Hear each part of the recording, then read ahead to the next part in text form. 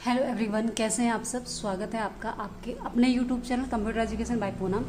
और जैसे कि आप देख रहे हैं कि आज फिर मैं आपके लिए ट्रिपल सी से रिलेटेड मोस्ट इंपॉर्टेंट क्वेश्चन फिर से लेकर आई हूं, जो कि आपके लिए बहुत ज़्यादा हेल्पफुल होने वाले हैं। और आपकी जो भी ट्रिपल सी से रिलेटेड एग्ज़ाम हैं, जिनका एग्ज़ाम जुलाई में है होने वाला है या फिर जिनका अगस्त में आने वाला है, तो उन सभी के लिए ये वीडियो बहुत बहुत इम्पोर्टेंट है। तो ज़रूर आप उसे शुरू से अंत तक ज़रूर देखें, कोई भी स्किप करके ना देखें, क्योंकि क्वेश्चंस मोस्ट इंपॉर्टेंट हैं।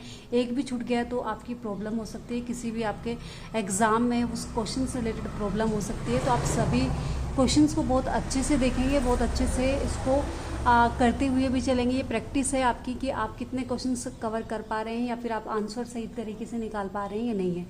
तो चलिए फिर देख लेते हैं। सबसे पहला क्वेश्चन जो हमारे सामने यहाँ पर दिया है कि dot dot is program design to destroy data on your computer and infect other computer. ठीक है, यहाँ पर पूछा गया है आपसे कि आपका यहाँ पे पूछा गया है कि वह कौन सा प्रोग्राम है कि आपके कंप्यूटर पर डेटा को क्षति पहुँचाने के लिए यानी कि हानि पहुँचाने के लिए डिज़ाइन किया गया है और यह अन्य कंप्यूटर को प्रभावित कर सकता है। तो आपको ये बताना है कि वह कौन सा है। इनमें से एंटीवायरस है, वायरस है, ठीक है, या फिर हम बात करें कि हुरिकेन है या फिर यहाँ पे नॉन ऑफ दीज है। तो इनमें से कौन सा वो ऑप्शन है जो कि आपके कंप्यूटर को क्या करता है, हानि पहुँचाता है, नुकसान पहुँचाता है। ठीक है, तो क्या हो जाएगा यहाँ पर अगर हम बात करें तो वो वायरस होता है जो आपके कंप्यूटर को क्या करता है, इन्फेक्ट करता है, हानि पहुँचाता है, स्थिति पहुँचाता है।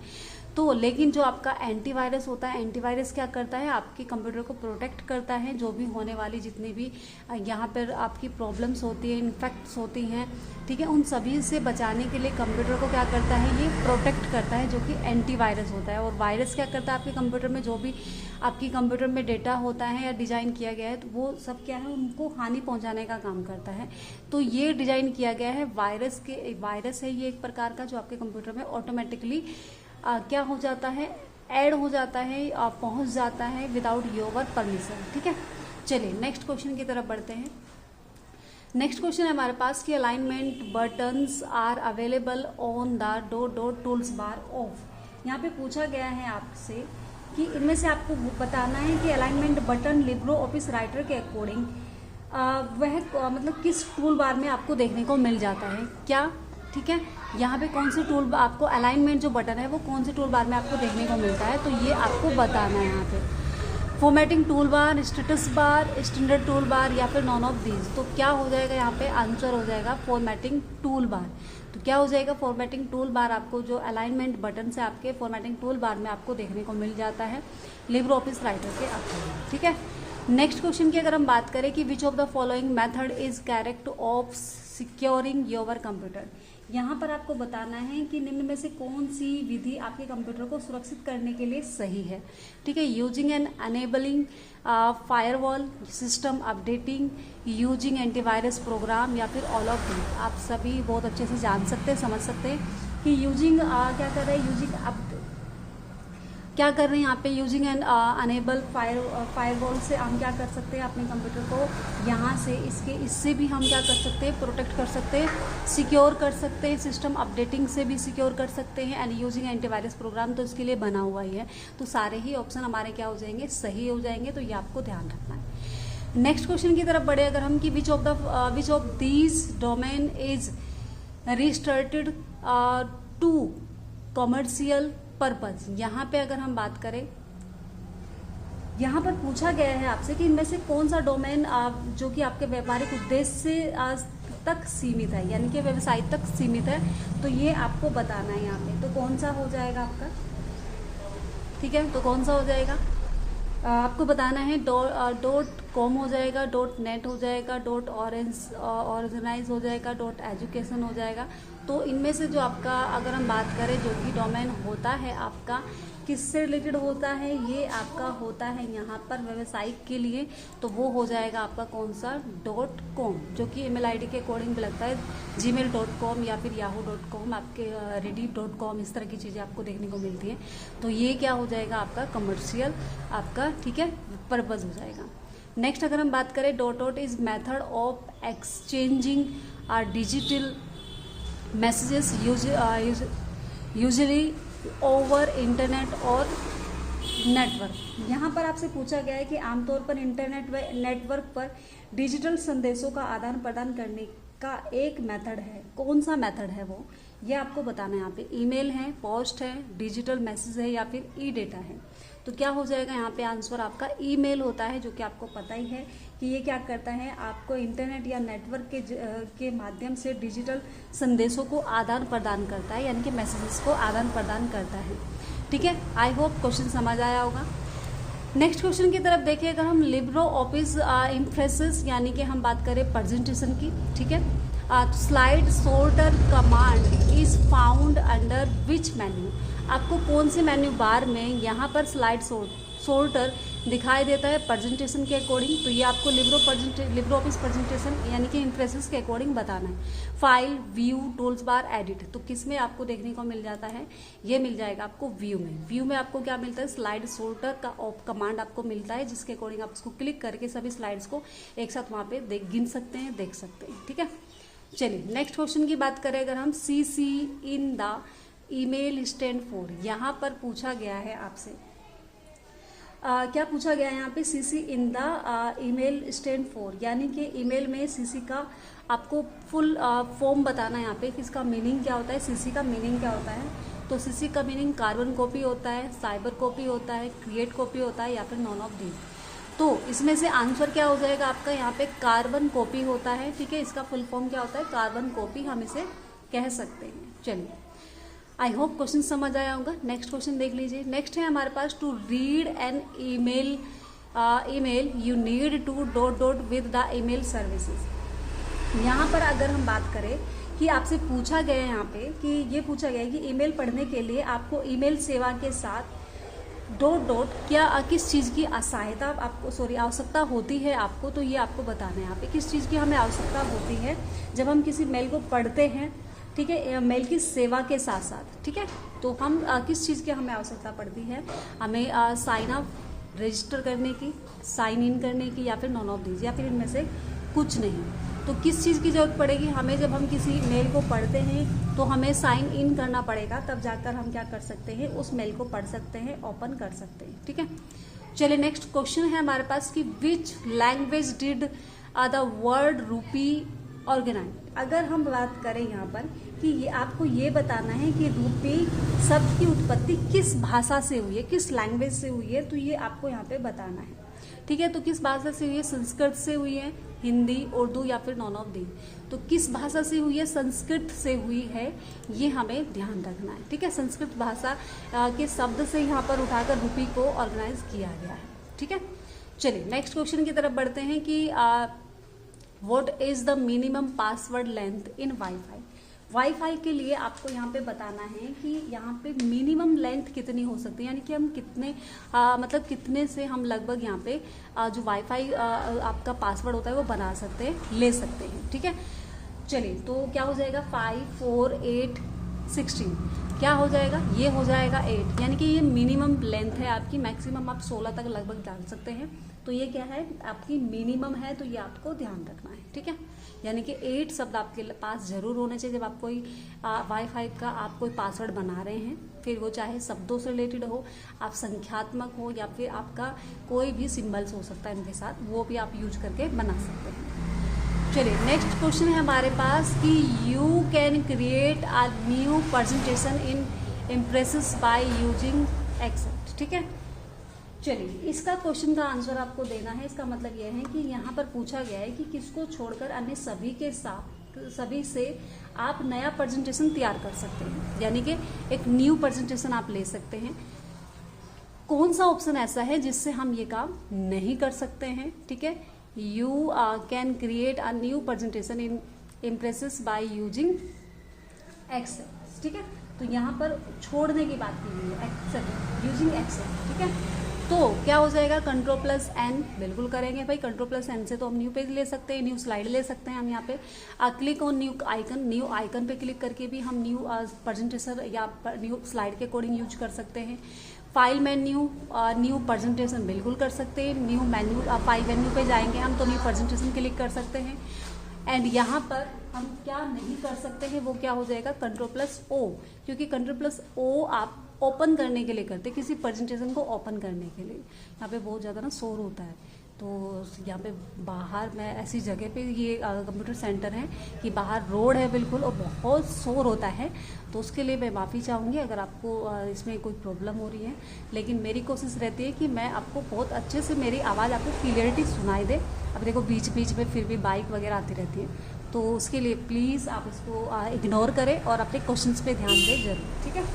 चलिए नेक्स्ट क्वेश्चन की हम तरफ बढ़ते हैं। यहाँ पे pan card is valid only for, pan card किसके लिए वैलिड होता है कि ओनली किसके लिए हम यहाँ पे वैध है, तो किसके लिए, यानी कि कार्ड होल्डर्स आईडी ओनली के लिए, यहाँ पे to deposit in the bank, ठीक है, या फिर यहाँ पे अगर हम बात करें कि नो वन, इनमें से मतलब कोई नहीं, या फिर नॉन ऑफ, या फिर ऑल ऑफ दीज, या फिर सभी हो सकते हैं।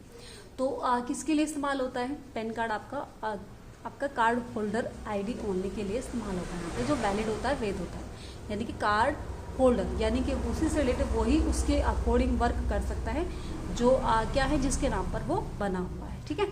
चलिए नेक्स्ट क्वेश्चन है हमारे पास कि which of the following key is used to start slide show from current slide in Libre Office. यहाँ पे आपसे पूछा गया है कि वर्तमान स्लाइड से स्लाइड शो शुरू करने के लिए लिब्रो ऑफिस इम्प्रेसेस में से किसका यानी कि हम उपयोग कर सकते हैं। यहाँ पे किस चीज के लिए ध्यान रखना कि स्लाइड शो को मतलब बिल्कुल शुरुआत से देखने के लिए, शुरू से देखने के लिए स्लाइड शो, यानी कि वर्तमान स्लाइड, सॉरी यहाँ पे करंट स्लाइड पूछा गया है क्योंकि वर्तमान का मतलब करंट स्लाइड होता है। तो इसका मतलब मान लीजिए मैं अभी स्लाइड पर हूँ, तो इसी से आगे मुझे अपनी सारी स्लाइड्स को देखना है, इससे पिछले वाली स्लाइड या नहीं देखनी है। जैसे मैं 1 2 3 क्वेश्चन हमारे गए, उनसे स्टार्ट नहीं करना है, आगे इसी से आगे मुझे देखनी है। तो वो कौन सी शॉर्टकट की का इस्तेमाल हम करेंगे इस स्लाइड से, करंट स्लाइड से देखने के लिए। तो control plus F5, alt plus F5, या फिर शिफ्ट प्लस F5, या फिर कंट्रोल प्लस 7, ठीक है। तो F7 ये आपको बताना है यहाँ पे। तो क्या हो जाएगा यहाँ पे, शिफ्ट प्लस F5 से हम क्या कर सकते हैं, यहाँ पर हम उस स्लाइड से अपनी स्लाइड्स देखना, यानी कि हम लिब्रो ऑफिस इम्प्रेसेस यानी कि प्रेजेंटेशन यानी कि पावर पॉइंट के बारे में बात कर रहे हैं, तो किससे यहाँ पे हम यूज कर सकते हैं, तो किससे कर सकते हैं, शिफ्ट प्लस F5 से हम जिस स्लाइड पर हैं उससे आगे की स्लाइड हम देख सकते हैं, ठीक है। तो ये आपको ध्यान रखना है। कंट्रोल प्लस F5 की अगर हम बात करें, ये स्लाइड को ये सॉरी आपको पूरी जो विंडो होगी हमारी उसको शॉर्ट में ले आएगा, यानी कि उसको क्या कर देगा, मिनिमाइज कर देगा, ठीक है। और यहाँ पर अगर हम बात करें कंट्रोल प्लस F7 तो नहीं, लेकिन F7 को जब आप प्रेस करते हैं तो वहाँ पे हम क्या कर सकते हैं, वहाँ पे हम स्पेलिंग्स चेक कर सकते हैं, ठीक है। तो ये आपको ध्यान रखने वाली बात है, ठीक है। चलिए, और F5 हम डायरेक्ट प्रेस करते हैं तो हम स्टार्टिंग से अपनी स्लाइड देखना शुरू करते हैं। ये ध्यान रखना, डायरेक्ट F5 अगर हम प्रेस करते हैं तो हम बिल्कुल शुरुआत से स्टार्टिंग से अपनी सभी स्लाइड को एंड तक देख सकते हैं, ठीक है। चलिए नेक्स्ट क्वेश्चन है हमारे पास कि which of the following can you use add time to the slide in uh Libre Office Impresses. यहाँ पे आपको बताना है कि लिब्रो ऑफिस राइटर के अकॉर्डिंग स्लाइड में टाइम सेटिंग डालने के लिए लिब्रो ऑफिस इम्प्रेसेस यानी कि हम मतलब किसका इस्तेमाल हम कर सकते हैं, किस चीज़ के लिए, टाइम के लिए, ठीक है, टाइम सेटिंग करने के लिए। तो स्लाइड लेआउट से कर सकते हैं, स्लाइड शो मेन्यू से कर सकते हैं, स्लाइड ट्रांजिशन से कर सकते हैं, या फिर रिहर्स टाइमिंग बटन से कर सकते हैं, किससे कर सकते हैं। तो हम करेंगे यहाँ पे स्लाइड ट्रांजिशन, ठीक है, किससे करेंगे, स्लाइड ट्रांजिशन बटन से हम क्या कर सकते हैं, इसको टाइम सेटिंग कर सकते हैं, ठीक है। लिब्रो ऑफिस इम्प्रेसेस यानी कि प्रेजेंटेशन के अकॉर्डिंग बात की गई है यहाँ पे। चलिए नेक्स्ट क्वेश्चन की तरफ बढ़ते हैं। नेक्स्ट क्वेश्चन है हमारे पास यहाँ पे कि मोबाइल डायरेक्टली ऑप्शन बोलना शुरू कर दिया। सबसे पहले हमारे पास है कि व्हाट इज अबंटू टच। यहाँ पे अबंटू टच आपसे पूछा गया है कि क्या होता है, ठीक है। तो ये क्या है, क्या मोबाइल फोन है, मोबाइल ऑपरेटिंग सिस्टम है, ठीक है, कंप्यूटर ऑपरेटिंग सिस्टम है, या फिर नॉन ऑफ दीज, या फिर इनमें से कोई नहीं। तो क्या हो जाएगा, ये हो जाएगा आपका मोबाइल ऑपरेटिंग सिस्टम। क्या है ये, एक मोबाइल ऑपरेटिंग सिस्टम है जिसका इस्तेमाल हम करते हैं, ठीक है। चलिए नेक्स्ट क्वेश्चन की तरफ बढ़ते हैं आगे। अच्छा, ये आपका ऑपरेटिंग सिस्टम यानी कि आपके उसके लिए भी होता है, कंप्यूटर के लिए भी। और यहाँ पे अगर हम बात करें कि जो आपका 1 to टच है वो मोबाइल ऑपरेटिंग सिस्टम के लिए होता है। चलिए next question, under which menu page setup appears in Libre Office writer. Libre Office writer के अकॉर्डिंग अगर हम बात करें यहाँ पे लिब्रो ऑफिस राइटर में किस मेन्यू के अंतर्गत पेज सेटअप कमांड पाया जाता है या फिर मिलता है आपको फोल्डर में, तो क्या वो टूल्स में मिलता है, आपको फॉर्मेट में मिलता है, स्लाइड शो कैसे हो जाएगा यहाँ पे, क्योंकि ये तो लिब्रो ऑफिस राइटर है यानी कि वर्ड से रिलेटेड हम बात कर रहे हैं, शब्दों से रिलेटेड बात करें तो स्लाइड तो यहाँ पे नहीं हो गई, तो वैसे ही ऑप्शन हट जाएगा। नॉन ऑफ दीज, ऐसा नहीं हो सकता कि कोई भी ना हो, तो इन दोनों में से कोई एक है, तो क्या हो जाएगा, टूल्स पे आपका होता है। हम क्या बात कर रहे हैं यहाँ पे, क्या पूछ रहे हैं हम यहाँ पे पूछ रहे हैं कि लिब्रो मतलब ऑफिस राइटर के अकॉर्डिंग किस मेन्यू के अंतर्गत आपके पेज सेटअप आपको कमांड देखने को मिलती है, तो किस में मिल जाएगी, वो फॉर्मेट में आपको मिलती है कि पेज सेटअप आप वहाँ पे देख सकते हैं, तो वो फॉर्मेट में आप कर सकते हैं। ठीक है, चलिए नेक्स्ट क्वेश्चन है हमारे पास कि इंटरनेट क्या है, कॉम्प्लेक्स सिस्टम है, ठीक है, या फिर यहाँ पे अगर हम बात करें कि यहाँ पे ये बात करें कि यहाँ पे डिसेंट्रलाइज सिस्टम है या फिर डायनेमिक सिस्टम है या फिर ये सभी हैं, तो क्या हो जाएगा भैया, ये सभी हो जाएगा आपको। ठीक है, ये कॉम्प्लेक्स सिस्टम भी है आपका, ये डिसेंट्रलाइज सिस्टम भी है, ये डायनेमिक सिस्टम भी है आपका। तो इंटरनेट की बात हो रही है तो ये सारे आपके ऑप्शन सही हो जाएंगे, सभी हो जाएंगे इसमें। IPO cycle stand for, IPO की फुल फॉर्म आपको बतानी है क्या होती है, इनपुट प्रोसेस आउटपुट या फिर इंटीग्रेटेड प्रोग्रामर ऑन बोर्ड या फिर इनपुट प्रोग्राम आउटपुट या फिर इंटीग्रेटेड प्रोसेस आउटपुट। तो क्या हो जाएगा, ये देखो मैं क्वेश्चन इनमें से वो बहुत सारे आपको मिल जाएंगे जो मैं कम्युनिटी पे डालती रहती हूँ, उसको जरूर देखा करो, क्वेश्चन को हल किया करो ताकि आपको पता चले कि आप क्वेश्चन सही कर रहे हैं या गलत कर रहे हैं, कितना आप सीख पा रहे हैं। ठीक है, तो ये क्वेश्चन शायद मैंने वहाँ पे भी डाला होगा, तो इसका आंसर आप सभी को पता ही होगा क्या है, इनपुट प्रोसेस और आउटपुट। सबसे पहले जो आपका क्या होता है, जो साइकिल चलता है स्टार्ट होता है, वो पहले आपको कंप्यूटर में इंस्ट्रक्शन देने होते हैं तो आप इनपुट करेंगे, फिर उस पर कार्य करना होता है, उसको फाइल को स्टोरेज करना होता है या जो भी उसमें आपको वर्क करना है, जो भी कार्य होता है वो प्रोसेस यानी कि CPU के अकॉर्डिंग होता है आपका। एंड इसके बाद जब हम क्या करते हैं, उसको अगर हमें सेव रखना है या फिर हम उसे आउटपुट करना है यानी कि बाहर हमें लेना है, तो हम आउटपुट यानी कि प्रिंटर के माध्यम से उसको लेते हैं। तो ये साइकिल आपका यहाँ पे यूज होता है कंप्यूटर के अंतर्गत। ठीक है, नेक्स्ट क्वेश्चन है कि in which of the following is the largest unit of storage. ये क्वेश्चन भी मैंने कम्युनिटी क्वेश्चन ही गलत हो गया भाई, आई थिंक क्वेश्चन गलत हो गया, ये हम इसका ऑप्शन गलत हो गए हैं और यहाँ पे ऑप्शन क्या होना चाहिए था, क्योंकि पूछा गया है कि in which of the following is largest unity of storage, यहाँ पे क्वेश्चन बदल गया है। ये क्वेश्चन आप थोड़ा सा इसको क्या करेंगे, इग्नोर करेंगे, चलिए इसको भी छोड़ देती हूँ क्योंकि ये क्वेश्चन गलत हो गया। ये था वो क्वेश्चन जो हमने वहाँ पे डाल दिया। ठीक है, विच of the following is the largest unit of storage. ठीक है, इनमें से आपको उस यूनिट का नाम बताना है जो कि क्या है, लार्जेस्ट यूनिट है इनमें से, MB, GB, TB या फिर KB। तो क्या हो जाएगा यहाँ पे, ये हो जाएगा आपका, क्या हो जाएगा, GB। ठीक है, GB इसका आपका आंसर हो जाएगा। तो आई थिंक ये क्वेश्चन आपने सही तरीके से किया होगा। ठीक है, तो ये आपको ध्यान रखना है कि इस आंसर को आपको देखते हुए चलना है। हालांकि मैंने इनकी फुल फॉर्म भी आप सभी को बताई हुई है जो कि यूट्यूब पे आपको आसानी से मिल जाएगा, कम्युनिटी पे अगर आप जाएंगे तो वहाँ पे भी आसानी से आप देख सकते हैं। ठीक है, तो मिलते हैं नेक्स्ट वीडियो में। थैंक्स फॉर वॉचिंग, और सभी जो भी नए जुड़ रहे हैं वो चैनल को सब्सक्राइब करना ना भूलें। Thanks for watching.